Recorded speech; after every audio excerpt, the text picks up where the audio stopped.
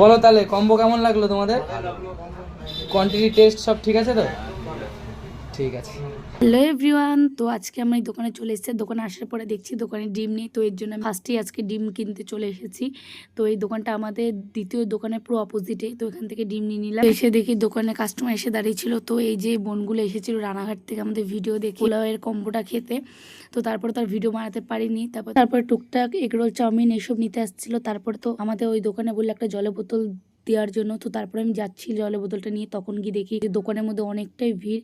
সবাই বাসন্তী পোলাও এর যে 99 টাকা যে কম্বোটা, সেই কম্বোটা খেতে এসছে। তার মধ্যে তো একজনা পার্সেল নিতেও চলে এসেছিল। 99 টাকা যে কম্বো, সেই পার্সেলটাও করে দিয়ে দিলাম। আর এখন এখানে বাবা বসে আছে, আমি যাব গোল্ডির খাবার কিনতে। তো চলে আসলাম গোল্ডির খাবার কেনার জন্য।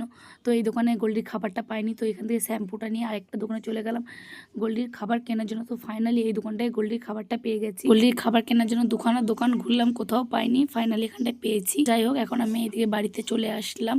বাড়িতে আসার পরে দেখো গোল্ডির খাবার আর শ্যাম্পু গোল্ডিকে এগুলো দেখানোর জন্য ডাকি। যাই হোক, আজকের ভিডিওটা এই পর্যন্ত।